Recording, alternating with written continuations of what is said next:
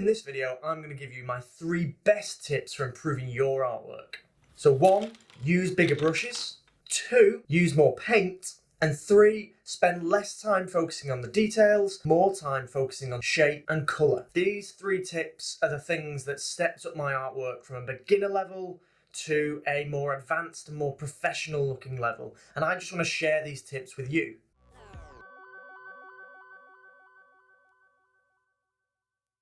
Bigger brushes allow us to stop fiddling about with details.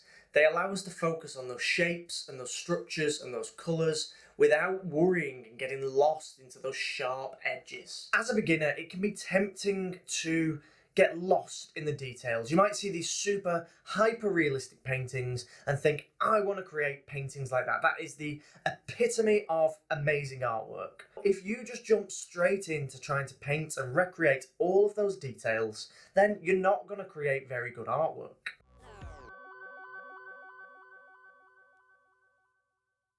If we can understand edges and shape and composition, then it doesn't matter how detailed our painting is going to look, because it will look like a finished and complete and well thought out picture. You first need to understand what makes a good painting, and you're not going to do that by sitting there using tiny little brushes with your face pressed up against the canvas.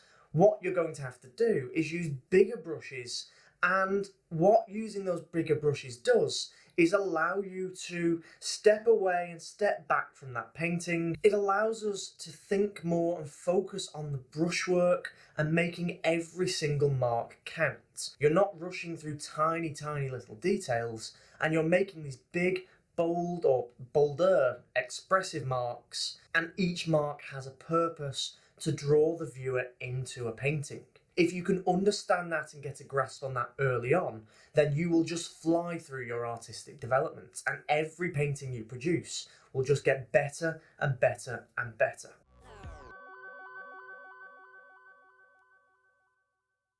I know paints can seem expensive, and it can seem like you don't want to waste those paints when you're just starting out. But one of the best things I learned as an amateur artist was to just let go of that fear and put a lot of paint down. At the end of the day, it's better to create a good painting and sell it for a little bit of money and buy new paints than to create a bad painting because you've not used enough paint on the canvas and there's little bits of white showing through and you've mixed up the colours wrong and you've not got enough paint on your palette and the paint keeps on drying out.